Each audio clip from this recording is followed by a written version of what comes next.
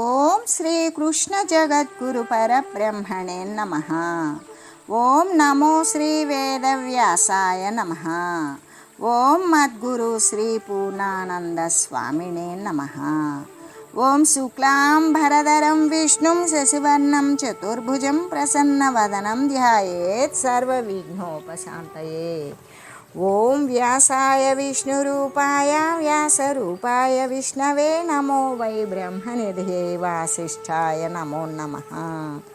ఓం నారాయణం నమస్కృత్య నరం చైవ నరోత్తమం దేవీం సరస్వతీం వ్యాసం తతో జయముదీరయే. శ్రీ భగవద్గీత కర్మ సన్యాస యోగము. అయితే ఇంద్రియాలు, మనస్సు, బుద్ధి వీటినన్నింటినీ కూడా సాధకుడు తన యొక్క అదుపులో ఉంచుకోవలసిందే కదా. అవి చెప్పినట్లు తాను ఎప్పటికీ కూడా ఉండకూడదు. తాను చెప్పినట్లు అవి నడుచుకోవాలి. ఇదే ఇంద్రియ నిగ్రహము. అజ్ఞాని వానికి దాసానుదాసుడై ప్రవర్తిస్తాడు. జ్ఞాని అయితే వానిని నిగ్రహించి తన యొక్క వశమునందే ఉంచుకుంటాడు. వాస్తవానికి తాను వాటినన్నింటికీ కూడా పై ఉన్నటువంటి ఆత్మయే అవుతాడు, కానీ లోబడి ఉన్నటువంటి వస్తువు కానే కాదు కదా. ఈ సత్యాన్ని తెలిసి అభ్యాసము, వైరాగ్యము మొదలైన విచారణ వాటి ద్వారా ఇంద్రియాలను, మనస్సులను కూడా స్వాధీనం చేసుకోవాలి. అందుకే అజ్ఞానులు భోగపరాయణులై ఉంటారు. అదే మోక్షము చెందాలి అనుకునేటువంటి ముముక్షువులైతే మోక్షాన్ని గురించే స్మరిస్తూ మోక్షపరాయణులై వర్తిస్తారు. కైవల్య ప్రాప్తికి అంటే పరమాత్మ యొక్క సన్నిధానం కోసము తీవ్రమైనటువంటి ముముక్షత్వము అనేటువంటిది, ఆ మోక్షము చెందాలి అనేటువంటి కోరిక తీవ్రతరమై ఉండడం అనేది, దానికి తగినటువంటి ప్రయత్నాలు తీవ్రంగా చేయడం అనేటువంటిది అత్యవసరం. మోక్షము కొరకు పరితపించే వారికి మోక్షలక్ష్మి సంప్రాప్తిస్తుంది. ఎప్పుడైతే నేను బంధం నుండి విడిపడతానా, ఎప్పుడు జనన మరణరహితమైనటువంటి శాశ్వత పదవి నాకు సంప్రాప్తిస్తుందా అని తీవ్రమైన ఆవేదనతో పరితపించేవానికి ముక్తి అనేది దరిదాపునే ఉంటుంది కదా. భగవంతుని యొక్క దర్శనము కాలేదే అని రాత్రింబగళ్ళు విలపిస్తూ, కన్నీరు కారుస్తూ, ప్రవహింపజేస్తూ దైవాయత చిత్తులై మెలిగేటువంటి మహనీయులు ఎందరి గురించో మనము చరిత్రల యందు విని ఉన్నాము కూడా. వారే కదా మోక్షపరాయణులు. అటువంటి వారు ముక్తి సాధనాలను అతి శ్రద్ధాభక్తులతోటి ఆచరిస్తూ ఉంటారు. అంటే ఇక్కడ కామము, క్రోధము, లోభము, మోహము, మదము, మత్సరము అనే దుష్టవాసనలను రహితము చేసుకుని ఆ చేసుకునేటువంటి దానిని గురించి ఇదివరకు ఎన్నోసార్లు పరమాత్మ మనకు హెచ్చరించే ఉన్నారు. ఇంకా రాబోయేటువంటి విషయమునందు కూడా చాలాసార్లు చెప్తూనే ఉంటారు. వాటిని నిర్మూలించిస్తే తప్ప హృదయము అనేటువంటిది శుద్ధపడదు. ఆ హృదయం యొక్క శుద్ధి కోసము ఎప్పుడైతే హృదయం శుద్ధపడిందో దాని యందు ఆత్మజ్ఞానము అనేది ఉత్పన్నమవుతుంది. అలా ఆత్మజ్ఞానోదయం కోసం హృదయ శుద్ధత్వము అనేది అత్యవసరం. కాబట్టి పదే పదే దానిని గురించి చెప్పడానికి కారణమైంది. అంటే కామము, కోరిక, కోపము, భయము అనే ఈ మూడు కూడా ఈ దుష్ట సంఘానికి నాయకులను జయించినట్లయితే తక్కిన వారు కూడా క్షణంలో స్వాధీనపడిపోతారు కదా. అందుకే ఈ కోరిక, కోపము, భయము అనే ఈ మూడు దుర్గుణాలు కూడా హృదయమును వదిలిపోయినట్లయితే, అంటే పాచిలేనటువంటి సరోవరంలాగానే, దుమ్ము తొలగిన అద్దంలాగానే, మసి తుడిచినటువంటి చిమ్నీలాగానే హృదయము మాలిన్యరహితమై, శుద్ధమై, నిర్మలమై భాషిస్తుంది. నిర్మలమైనటువంటి హృదయం నందే జ్ఞాన సూర్యుడు ఉదయిస్తాడు కదా. అందుకే మునిహి అంటే ఎల్లవేళలా పరమాత్మతత్వాన్ని గురించి మననము చేసేటువంటి మననశీలుడై ఉండేవాడే ముని అని చెప్పడం. సదాముక్త అనే పదాన్ని చెప్పడం వలన సద్గుణాల చేత విరాజితుడైనటువంటి వాడు ఎల్లవేళలా కూడా ముక్తత్వాన్ని పొందినటువంటి వాడే అని కదా భావము. మోక్షము కోసం మరొక లోకానికి పోనవసరం లేదు. మరి ఒక దేహాన్ని ధరించనవసరమూ లేదు. ఇప్పుడు ఉన్నటువంటి ఆ జ్ఞాన మాలిన్యము నశింపజేసుకొని జ్ఞానము ద్వారా ఆ యొక్క ఆత్మతత్వాన్ని పొందగలిగినట్లయితే ఈ యొక్క మరొక శరీరం ధరించవలసిన అవసరమేమీ లేదు. ఈ శరీరమునందే, ఈ జన్మయందే మరి ఎప్పుడో కలుగుతుంది అనేటువంటి దిగులను పొందకుండా ఈ సాధనల యందు ఆరితేరినటువంటి మరుక్షణమే మనుజుడు ఈ దేహమునందే, ఈ జన్మయందే ముక్తుడై చెన్నొందుతాడు అని కదా మనకు పరమాత్మ అభయాన్ని ఇచ్చారు అని చెబుతూ, అంతేకాదు అసలు మోక్షం అనేటువంటిది ఎలా ప్రాప్తిస్తుంది, అవి ప్రాప్తించడానికి ఉపాయాలు ఏవైనా ఉన్నవా అంటే ఉన్నవి. శబ్దము మొదలైనటువంటి విషయాలు ఉన్నవి కదా. శబ్దస్పర్శ రూపరసగంధాదులు అనబడేటువంటి విషయాలను బయటనే ఉంచి వాటిని దూరీకరించడం, ఏకాగ్రమైనటువంటి ధ్యానము చేయడం, ప్రాణాయామము అంటే ప్రాణవాయువును అపానవాయువు రెండూ కూడా సమస్థితిలో కొనసాగేటట్లుగా ప్రాణాయామాన్ని అనుసరించడం. అంతేకాదు ఈ ఇంద్రియాలు మనోబుద్ధులు అంతరేంద్రియ బాహ్యేంద్రియాల యొక్క నిగ్రహం కలిగి ఉండడం, ఎల్లప్పుడూ కూడా పరమాత్మతత్వాన్ని మననశీలత్వంతో స్మరణ చేస్తూ మననశీలుడై ఉండడం. ఈ విధంగా మోక్షము చెందాలి అనేటువంటి ఆతురతతోటి మోక్షపరాయణత్వాన్ని కలిగి ఉండాలి. కామము, క్రోధము, భయము అంటే కోరిక, కోపము, భయము అనేవి నశింపజేసుకొని ఉండాలి అనే ఇవే మోక్షాన్ని ప్రాప్తింపజేసుకోవడానికి సరి అయినటువంటి ఉపాయాలు అని చెబుతూ మోక్షప్రాప్తికి భక్తి రూపమైనటువంటి సులభమైనటువంటి ఉపాయాన్ని గురించి తెలియజేస్తూ, భోక్తారాం యజ్ఞ తపసాం సర్వలోక మహేశ్వరం సుహృదం సర్వభూతానాం జ్ఞాత్వా మాం శాంతి మృచ్యతి అంటే యజ్ఞాల యొక్క, తపస్సుల యొక్క, యజ్ఞానికి ఏ కార్యం చేసినా కూడా, ఏ కర్మ చేసినా ఆ కర్మకు తగినటువంటి ఫలితం అనేటువంటిది వస్తుంది. అలాగే యజ్ఞాల యొక్క, తపస్సుల యొక్క కూడా భోక్త ఎవడైతే ఉంటాడో ఆ ఫలాన్ని అనుభవించేటువంటి వాడే కదా భోక్త. కాబట్టి సమస్త లోకాల యొక్క ఈశ్వరుడు, ప్రభువు, శాసించేవాడు అయిన ఈశ్వరుడుగాను, సమస్త ప్రాణుల యొక్క హితకారిగాను కూడా నన్ను ఎరిగి మనుజుడు శాంతిని పొందుతూ ఉన్నాడు. ఎవరిని? పరమాత్మతత్వాన్ని ఎరిగినటువంటి మనుజుడు మాత్రమే శాంతిని పొందుతూ ఉన్నాడు. అసలు శాంతిని ఎట్లా సాధిస్తాము? దుఃఖము అనేది ఎలా నివృత్తి అవుతుంది? పరమశాంతి రూపంలో ఉన్నటువంటి మోక్షము ఎలా కలుగుతుంది అనే ప్రశ్నలకి ఇక్కడ మనకి సమాధానం అనేటువంటిది పరమాత్మే నేరుగా తెలియజేస్తూ ఉన్నారు. ఎవడైతే భగవంతుని అంటే తన యొక్క, భగవంతుడు అంటే సర్వవ్యాపి, తన యందు కూడా వ్యాపించి ఉన్నటువంటి ఆత్మరూపంలో ఉన్నటువంటి ఆ భగవంతుని ఆత్మను తెలుసుకుంటాడు, అతడే నిజముగా శాంతిని పొందుతాడు అని కదా చెప్పబడింది. అయితే ఆ భగవంతుడు ఎట్టివాడు? అతడు ఏ లక్షణాలు కలిగి ఉంటాడు అంటే సమస్త యజ్ఞాల యొక్క ప్రతి కర్మను కూడా యజ్ఞముగా మలుచుకోవడం, ప్రతి ఒక్క ఇంద్రియాలను కూడా తపింపజేయడం, వీటి యొక్క ఫలాలను అనుభవించేటువంటి వాడు పరమాత్మే. చరముల యందు, అచరముల యందు, కదిలే వాటి యందు, కదలని వాటి ప్రాణికోట్ల యందు అంతటా కూడా వ్యాపించి ఉంటాడు. అలా వ్యాపించి ఉండడం వలన సమస్త పుణ్యకార్యాల యొక్క, ధర్మకార్యాల యొక్క కర్త కూడా అయ్యి ఫలము యొక్క ఫలాన్ని మరి ఫలము యొక్క భోక్త కూడా ఆయనే అయి ఉన్నాడు. ఇంకా కూడా అతడు సమస్త జగాలకు కూడా ప్రభు అయినవాడు. ఆయనే శాసిస్తాడు, ఆయనే నియమిస్తాడు. ఒక లోకానికి కాదు, సర్వలోకాలకు కూడా అతను ఈశ్వరుడే కాదు, మహేశ్వరుడు. అతనిని మించి మరి ఒకడు లేనే లేడు అనేటువంటి అర్థమే కదా.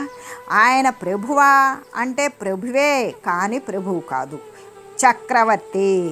ఆదేశకుడు, మహా ఈశ్వరుడు అనేటువంటి విషయాన్ని గురించి స్పష్టం చేస్తూ, అతనిని మించిన మరి ఒకడు లేనే లేడు అంటే ఆయనే అల్టిమేటం అని కదా అర్థం.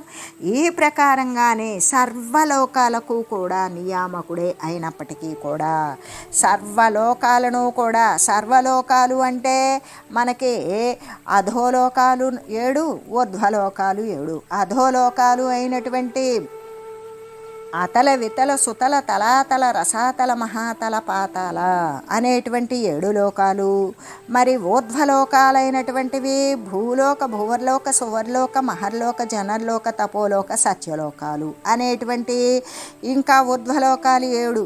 ఇలా సర్వలోకాలను కూడా నియమించి నియామకుడే అయినప్పటికీ కూడా ఆయన యొక్క హృదయం ఎలా ఉంటుంది? అతి సుకుమారంగా, అతి కోమలమై, కరుణతో నిండిపోయి ఉంటుంది.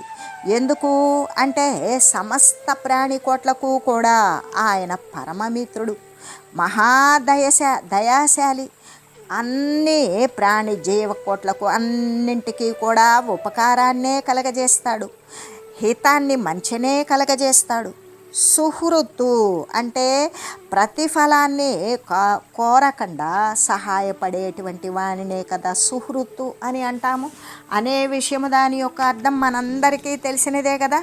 అందుకే ప్రతిఫలాన్ని కోరకుండా మనకి సహాయపడతాడు. కాబట్టి ఇక్కడ సర్వభూతానాం అని చెప్పడం వలన అంటే కేవలం మనుజులకేనా అంటే ఒకరికి కాదు, కొందరికి కాదు, సమస్త ప్రాణులకు కూడా మేలు చేయడం కోసం అతను బద్ధకంకనుడై ఉన్నాడు అనేటువంటి భావాన్ని స్ఫురింపజేస్తుంది. అంతేకాదు, జీవులను ఈ సంసార దుఃఖ సాగరము నుండి ఉద్ధరించడం అంటే ఈ యొక్క పుట్టడము, చావడము అనేటువంటి విషయాల నుండి కూడా ఆవలి తీరమైనటువంటి నిర్వాణ స్థితిని పొందింపజేయడం కోసం, మళ్ళీ కూడా వీరు చేసేటువంటి కర్మ ఫలితాలకు అనుగుణమైనటువంటి దేహాలను పొంది అనేక జన్మలలో ఆర్జించినటువంటి పాప పుణ్య కర్మల యొక్క వాసనలతో కూడుకొని మరి రాబోయేటువంటి కాలంలో అనేక శరీర పరంపరలను కొని తెచ్చుకునేటువంటి ఈ సంసార దుఃఖము అంటే జన్మ జరామరణము అనేటువంటి దానిని ఇది అంటే సంసార సాగరము అని ఎందుకు చెప్పారు అంటే సాగరములో అలలు ఉత్పన్నమవుతూ పడిపోతూ, పుడుతూ లేస్తూ పడిపోతూ మళ్ళీ కొత్త వస్తూ ఈ విధంగా అలలు తరంగాలకి ఏమాత్రము కూడా అలసట లేక విరామం ఎరుగక వచ్చేటువంటి అలల్లాగానే ఈ యొక్క కర్మకు లోబడినటువంటి జీవులు అనేక కోట్ల శరీర పరంపరలను కొని తెచ్చుకుంటూ పోగొట్టుకుంటూ ఉంటారు. కాబట్టి అది ఒక సంసార దుఃఖ సాగరము అని దానికి మరి ఉపమించి చెప్పడం జరిగింది. అయితే ఈ సంసార దుఃఖ సాగరము నుండి ఉద్ధరించి తరింపజేయడం కోసం ఈ గీతా జ్ఞానము అనేటువంటిది లోకానికి ప్రసాదించడమే కదా వారి యొక్క పరమ వాత్సల్యానికి, వారి పరమాత్మ యొక్క సహృదయతకు కూడా గురుతేంటి అంటే ఆయన నేరుగా వచ్చి చెప్పినట్లుగానే ఈ భగవద్గీతను అంటే భగవద్గీత అన్నప్పుడు భగవంతుని యొక్క వాక్సుధ, భగవంతుని యొక్క ముఖార విందంగా జాలువారినటువంటి ఒక అమృత ధార. ఆ ధారలో ఎవరైతే తడిశారో వారికి మృతము, చావు అనేటువంటిది ఉండదు. ఇక్కడ చావు పుట్టుక అన్నప్పుడు శారీరక సంబంధమైన స్థితిగతులనే ఎంచుతాం. ఇక్కడ జీవి సంస్కరింపబడినదా, వాసనలు నశింపజేసుకున్నదా, జీవికి మరొక శరీరాన్ని తీసుకొని పుట్టవలసినటువంటి అవసరం ఉండదు. ఆ జీవత్వం నశించి ఆ జీవుడు పరమాత్ముడుగానే మారుతాడు, పరమాత్మతత్వములతో ఏకీకృతమవుతాడు.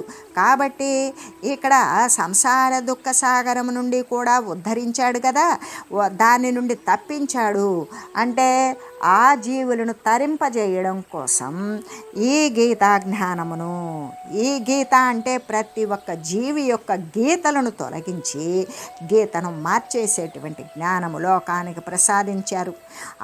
అలా ఇవ్వడమే కదా ఆయన యొక్క అవ్యాజ్యమైనటువంటి ప్రేమ, వాత్సల్యముతో కూడినటువంటి ప్రేమ, దయ, ఆయన యొక్క సహృదయతకు, ఆయన విశాలమైనటువంటి ఆ హృదయానికి గుర్తు అనేటువంటిది. ఇంకా కూడా వేదశాస్త్రాలను సృష్టించాడు. ఋగ్వేద, యజుర్వేద, సామవేద, అధర్వణ వేదాలు అనేటువంటి దానిని సృష్టించి ఇంకా జనుడికి మహా ఉపకారాన్నే గావించాడు. అంతేకాదు తేషామహం సముద్ధత్త అన్నట్లుగానే భక్తులను కాపాడడం కోసం ఆయన సంసిద్ధుడయ్యే ఉన్నాడు.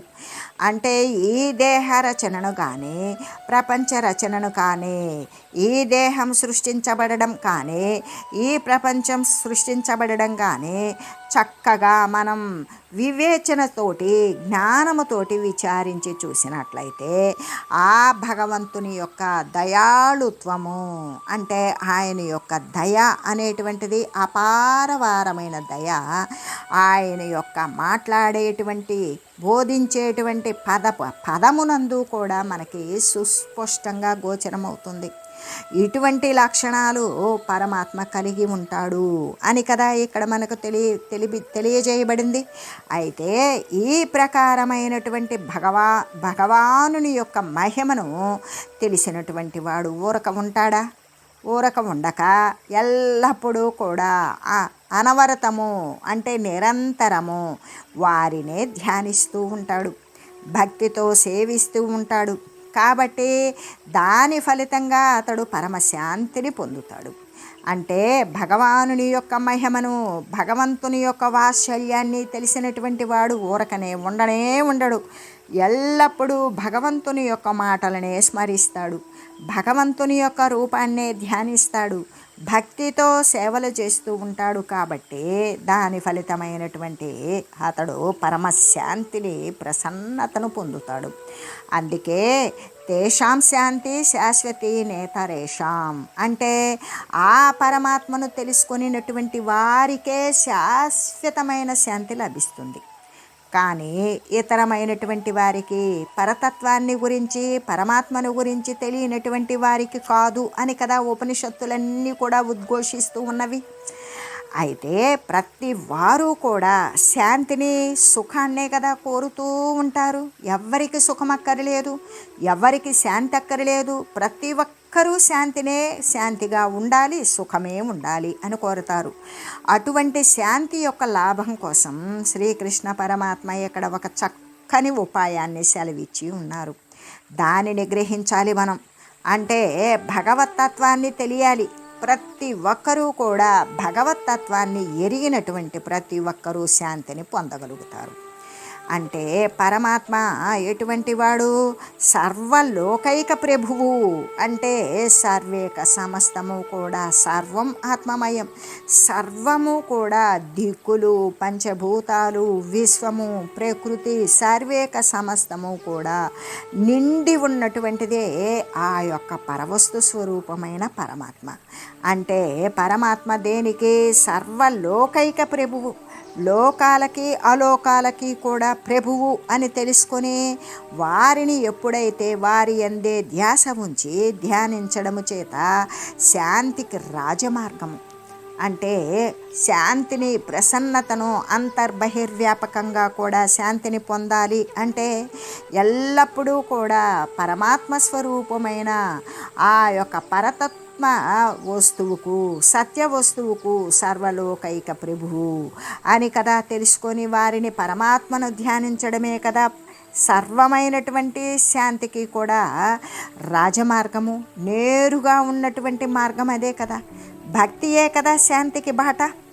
ఇక్కడ భక్తి అంటే నమ్మకంతో కూడినటువంటి వినయముతో ఉన్నదే భక్తి. ఆ భక్తిని చూపించడం వలన శాంతికి బాట, శాంతికి మార్గం ఏది ఏర్పాటు చేస్తుంది? వాని యందు ఉన్నటువంటి భక్తే ఏర్పాటు చేస్తూ ఉంటుంది. అందుకే జ్ఞాత్వా అని చెప్పారు. జ్ఞాత్వా అని చెప్పడం వలన ఏంది అంటే ముందుగా భగవంతుని యొక్క స్వరూపాన్ని, భగవంతుని యొక్క తత్వాన్ని గురించి చక్కగా తెలుసుకోవాలి అనేటువంటి భావనే కదా. అంటే అప్పుడే ధ్యేయ వస్తువైనటువంటి ఆ పరమాత్మ యందు భక్తి అనేది లెస్సగా కుదురుతుంది. ఒకానొక వస్తువు యొక్క మహిమ ఇట్టిది అని తెలియాలి అంటే దాని మీద విశ్వాసము అనేది కలుగదు కదా.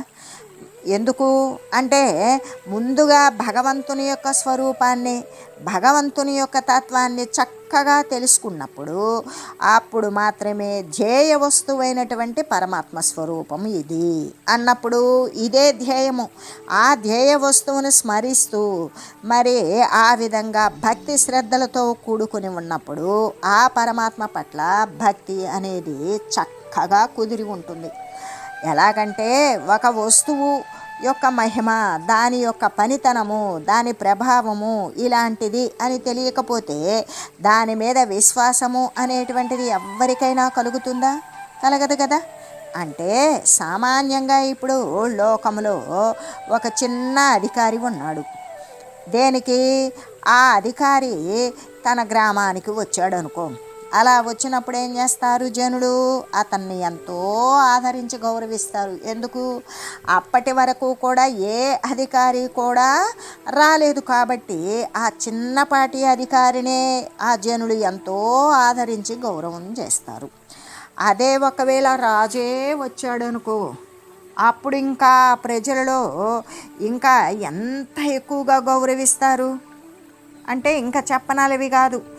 అదే రారాజయ్యి చక్రవర్తులకు కూడా చక్రవర్తి అయి సమస్త బ్రహ్మాండాలకు కూడా నియంత అయినటువంటి సర్వేశ్వరుడు చెంతనే ఉన్నప్పటికీ కూడా కొందరు జనులకు వారిపై విశ్వాసం లేకుండా ఉండడం అనేటువంటిది అత్యంత శోచనీయం.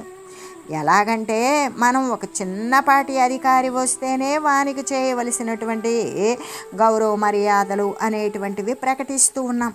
అదే ఒక రాజు వచ్చినట్లయితే ముందు వచ్చిన అధికారి కంటే కూడా ఈ రాజును ఎక్కువగా గౌరవిస్తాం.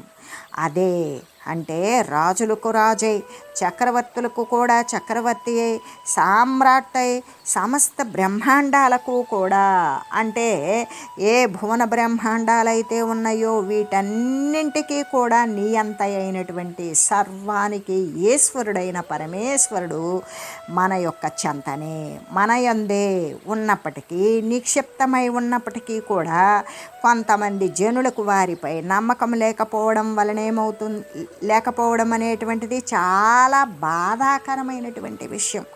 ఎందుకు? దాని యొక్క సామీప్యము చేతనే ఈ యొక్క జడప్రాయమైనటువంటి శరీరాలు కదులుతూ ఉన్నవి అనే విషయాన్ని ఎప్పుడు గమనిస్తాడు? రాజుగారి యొక్క పాలనలో మనం సుఖంగా ఉన్నాము అంటే మన సుఖానికి మూల కారణం రాజుగారి యొక్క సుభిక్షమైన పాలన అనేది మరిచిపోతాం. మన యందు నిక్షిప్తమైనటువంటి శుద్ధ చైతన్యం యొక్క సామీప్యము చేతనే మన యొక్క దేహేంద్రియాలు చలనవంతమై కార్యాలను చక్కబెట్టుతూ ఉన్నవి అనే విషయం తెలియకపోవడం చేత మన యందు ఉన్నటువంటి సకల భువన బ్రహ్మాండాలకు కూడా అధికారి అయి, ఈశ్వరుడికి ఈశ్వరుడై, మహేశ్వరుడై ఉన్నటువంటి పరమాత్మ మన చెంతనే మన యందే నిక్షిప్తమై ఉన్నప్పటికీ కూడా కొంతమంది జనులకు ఈ దేహ లే సత్యము, లోకమే నిత్యము అని భావించేటువంటి అజ్ఞాన మూఢమైనటువంటి జనులకు పరమాత్మ పట్ల విశ్వాసం లేకుండా ఉండడం అనేటువంటిది ఎంతో బాధాకరమైనటువంటి విషయం. ఇటువంటి దైవ విశ్వాసరాహిత్యమే కదా జీవుణ్ణి పతనానికి చేరుస్తుంది. ఎలాగంటే ఇప్పుడు దైవము పట్ల ఏమాత్రము నమ్మకం లేకుండా ఉండడమే, ప్రాపంచక సంబంధమైన విషయాల మీద ఉన్నటువంటి శ్రద్ధ, తన యొక్క దైవము పట్ల, తనను నడిపించేవాని పట్ల, సర్వానికి ఆధారమైనటువంటి ఆ యొక్క జగత్కర్త పట్ల దైవ విశ్వాసము అనేటువంటిది నశించిపోయి ఉండడమే జీవుడు పతనమైపోతూ ఉన్నాడు. దైవం గురించి విషయాన్ని తెలియకపోవడమే వాడు పతనమైపోతూ ఉన్నాడు. అలా పతనమైనప్పుడు వానికి ఏర్పడేటువంటి అశాంతికి ప్రధానమైనటువంటి కారణం ఏమిటి అంటే దైవము పట్ల నమ్మకం లేకుండా ఉండడమే వాని యొక్క పతనానికి, అశాంతికి కూడా ముఖ్యమైన కారణం. కాబట్టి భగవంతుని యొక్క మహిమను గుర్తెరగాలి. అలా గుర్తెరిగి భక్తి భక్తితో నిరతము కూడా ఎల్లవేళలా సదా సర్వకాల సర్వావస్థల యందు కూడా వారిని సేవిస్తూ ధ్యానిస్తూ ఉన్నటువంటి వారికి మాత్రమే శాంతికి సుఖానికి జన్మ నశింపజేసుకోవడానికి కూడా ఏకైక మార్గము. వానికి పైశాంతి కురిన లోశాంతి అలరారు. బాహ్యాభ్యంతరముల యందు కూడా శాంతి కలిగి ఉంటుంది, సుఖముగా ఉంటుంది. మరీ కూడా మరొక శరీరాన్ని ధరించకుండా ఉండడం కోసం చేసుకునేటువంటి ప్రయత్నంలో మార్గమే ఏకైక మార్గము. ఆ పరమాత్మ పట్ల నిరంతరము కూడా భక్తితో సేవిస్తూ ధ్యానిస్తూ ఉండడమే శాంతికి సుఖానికి జన్మరాహిత్యానికి కూడా ఒకటే మార్గం. ఈ సత్యమే కదా నిరూపిస్తూ ఉన్నది. అయితే ఈ ఇంద్రియ నిగ్రహము, తత్వ విచారణ మొదలైనటువంటి అనేక సాధనలు చెప్పబడినప్పటికీ కూడా భక్తి మార్గము ఉపదేశించడం వలన ప్రతి ఒక్కరూ కూడా అత్యంత సులభమైనటువంటి ఆ భక్తిని మొట్టమొదటే చేపట్టాలి. భగవంతుని యొక్క కృపచేత క్రమంగా ఆధ్యాత్మ మార్గమునందు వికాసాన్ని పొందాలి. చివరకు భగవంతుని యొక్క ఐక్యము చేత పరమశాంతిని పొందగలుగుతారు అనే విషయమే కదా స్పష్టమవుతూ ఉన్నది. అంటే శాంతిని పొందడానికి మార్గము భగవంతుని స్వరూపాన్ని చక్కగా తెలుసుకొని భక్తితో అతన్ని ఆరాధించడమే, ధ్యానించడమే శాంతికి మార్గము. భగవంతుని యొక్క స్వరూపము ఎటువంటిది, ఆయన ఎట్టివాడు అంటే సమస్త యజ్ఞాలకు కూడా తపస్సులకు కూడా భోక్త, సమస్త లోకాలకు ప్రభువు, నియంత, సర్వజీవులకు కూడా ఆప్తమిత్రుడు, మంచి చేసేటువంటి వాడు అని చెబుతూ ఓం ఇతి శ్రీమద్భగవద్గీతాసూపనిషత్సు బ్రహ్మ విద్యాయాం యోగశాస్త్రే శ్రీకృష్ణార్జున సంవాదే కర్మ సన్యాస యోగో నామ పంచమోధ్యాయః. ఇది ఉపనిషత్ ప్రతిపాదకమును, బ్రహ్మ విద్యయు, యోగశాస్త్రమును, శ్రీకృష్ణార్జున సంవాదము అగు శ్రీ భగవద్గీత యందు కర్మ సన్యాస యోగము అనే 5వ అధ్యాయము. ఓం తత్సత్. ఓం మంగళం పావన గీతామాతా జయ మంగళం భక్తజనావని బంధ విమోచనే భవభయహారిణి భవ్యదాయిని మంగళం. ఓం మంగళం శ్రీ కురుక్షేత్ర రణక్షోణి విహారిణే పార్థసారథి రూపాయ గీతాచార్యాయ మంగళం. ఓం మంగళం మహత్.